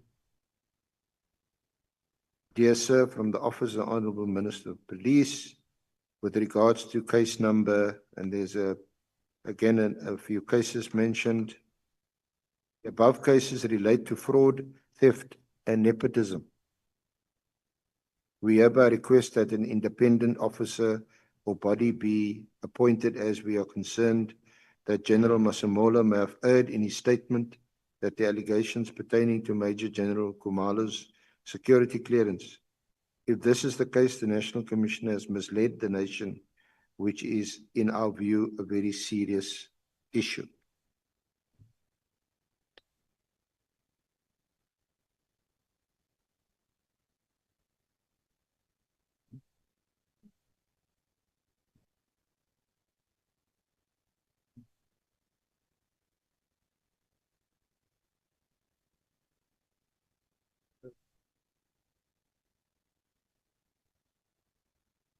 So, Mr. Nkabinde, that is the referral to the Minister, allegations of fraud, theft, and nepotism. does that ordinarily fall within the mandate of a specialist body that's been established to fight corruption? Yes, it does fall. Does fall, yes. Why do you say that? Fraud, it's their mandate. Fraud and corruption is their mandate.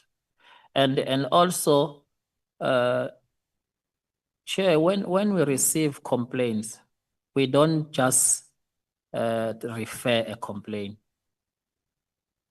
You take the complaint on its merits. This complaint itself, it's showing that a complainant has lost confidence in the National Commissioner. If you read the content of the email.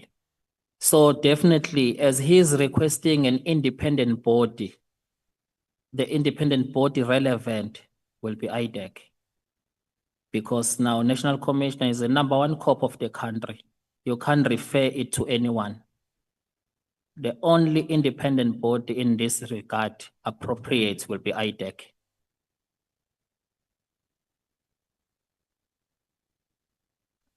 Now, are you aware that Honorable Member Adams had also referred this to the police? You must be aware, because he claims now that he's frustrated, he's had no joy, he's laid these charges, and now he's knocking at the door of the minister.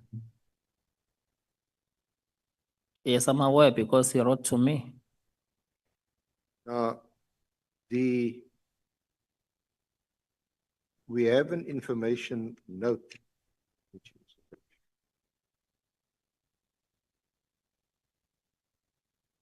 This is also in the schedule, it's at page 285. It's a bundle which starts at 267. Those are some of the emails I read to you. And then it's MK15.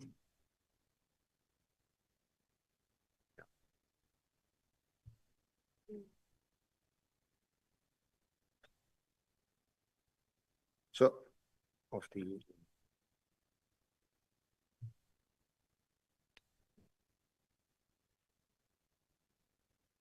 you see this information note on page 285. 285.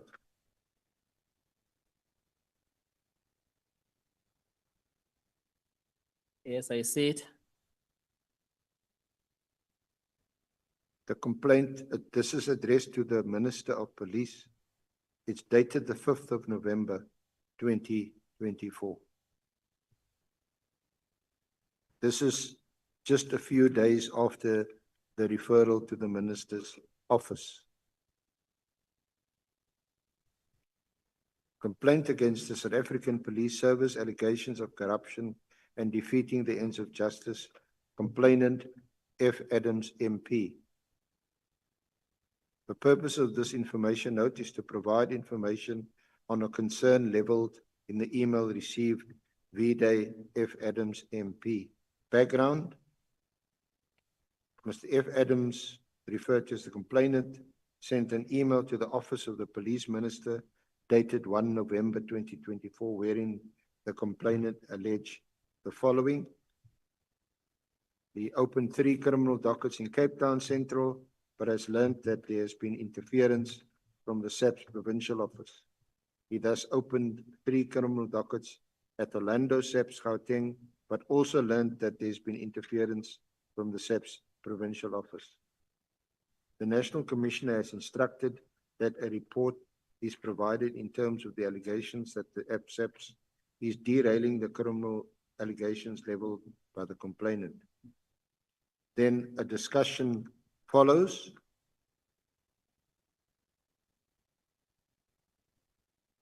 At paragraph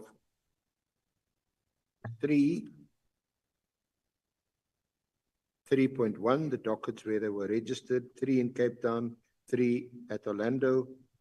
3.1.1, the criminal allegations in the 6 cases which are opened are leveled against Lieutenant General Kumalo, Major General Lushaba, Major General Madondo, and Brigadier Ngube, and are centered on 4 specific matters, namely abuse of the Secret Services account, cover-up of a criminal incident linked to Valeria and the case number. This docket is locked in a safe at the police station, and access thereto will only be available from 11 November. Failure to address Major General Madondo's results of the polygraph examination, wherein 2 incidents of tax evasion were uncovered, practices of nepotism. Then it says at 3.2, an officer from the Division Inspectorate who was in Cape Town on other official business made several attempts to conduct an interview with the complainant, but due to other commitments, the complainant had to cancel the proposed meetings. The complainant indicated that he could travel to Gauteng if required. The allegation leveled by the complainant is that the provincial officers of Western Cape and Gauteng have interfered in the investigation.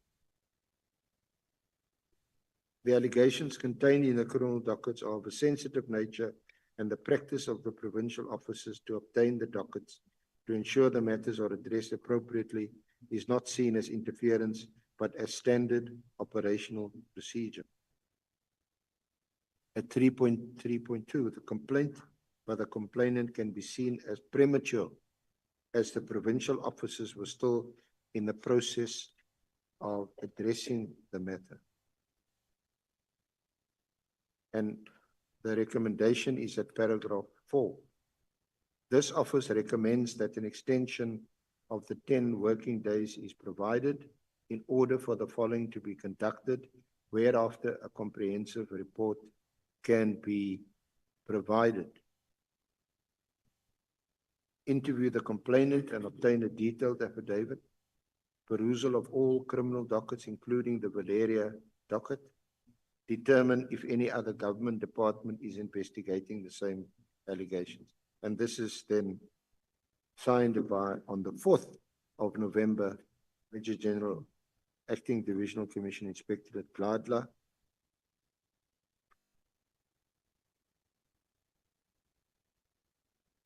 And also Sabia on the 5th of November.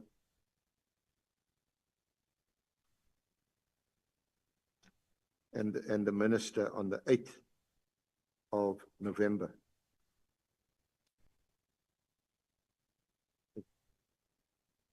Yeah. That's on the 8th. And so we get to the point of this little exercise. CMN5 is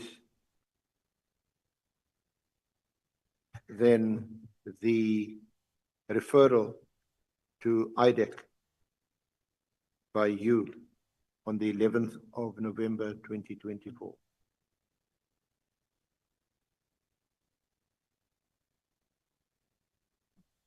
So your comment that I've just read to you, there's a recommendation, and it's confirmed by the minister on the 8th of November. The recommendation is that the police recommends that an extension of 10 working days is provided in order for the following to be conducted. And you've read that. Nevertheless, you on the 11th of November, you refer this matter to IDEC.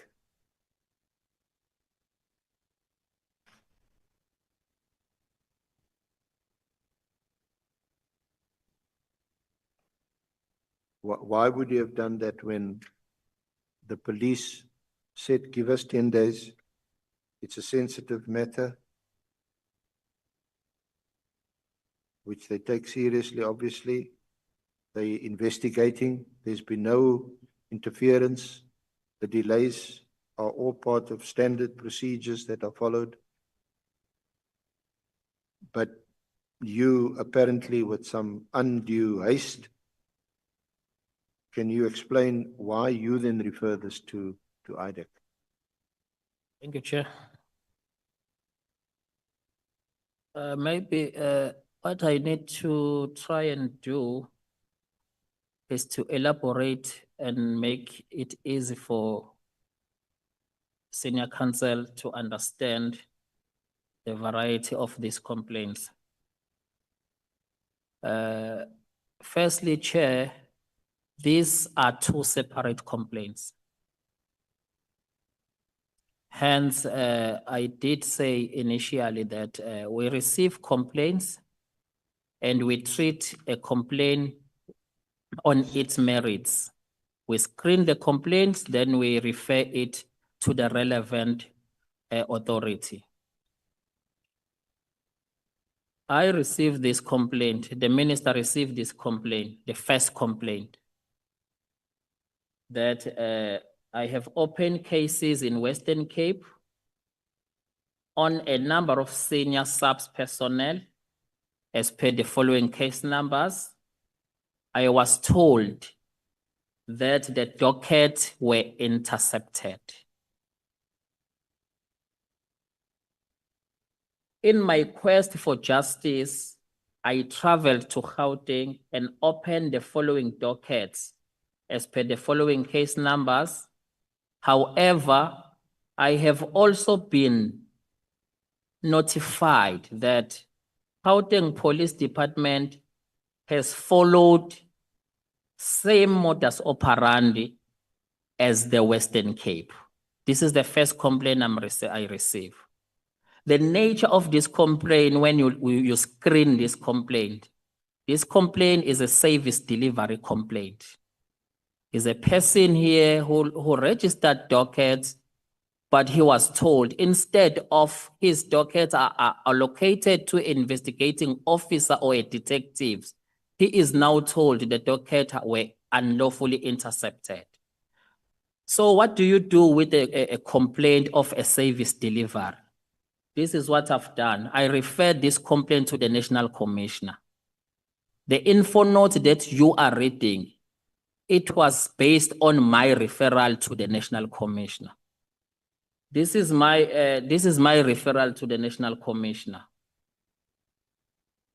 The ministry has received this complaint from the Member of Parliament. In order for the ministry to respond accordingly, please furnish this office with a report in responding to this complaint and details of the investigating officer who was assigned to investigate this matter. Why I'm referring even to the particulars of an investigating officer is because I realized this man is complaining that his dockets are not getting investigated. Instead, they are being intercepted. So the info note that you are reading, the National Commissioner is responding to the minister based on this service delivery complaint. Now I receive a second complaint 10th of November. Please note that I, Fidel Adams, request an independent investigator or a body to investigate cases I have laid. I make this request as your National Commissioner has claimed all is above board. In the case of the allegation made against Major General Khumalo, we are reliably told that this is false and have the statement to back it up. If indeed the commissioner's position is compromised in this regard, please view our consent with concerns. Now, this is another complaint. This complaint, when you view it and screen it, is not now a service delivery complaint. This complainant now is requesting an independent investigation. So it means these dockets, he feels that it needs to be investigated independently. So now we are talking about investigating criminal dockets. So when this complainant has lost confidence in the national commissioner, the only relevant independent body will be IDEC because other authorities are under national commissioner. So hence this one now, this referral to IDEC, it's basically the complainant is requesting an independent body to investigate my complaints, my criminal docket. Thank you, Chair. SC is now 13:30. We are breaking. When we come back, we will take the three hands. Let me see. Is it only three? Yeah. When we come back, we will take those three hands. No. We must break. And you must not overwhelm my witness with your hands. You will raise those hands when we come back from break. Thank you. 13:30, we are coming back at 14 hours. Yeah, we'll come back at 14 hours to recover 30 minutes from the 1 hour that we lost.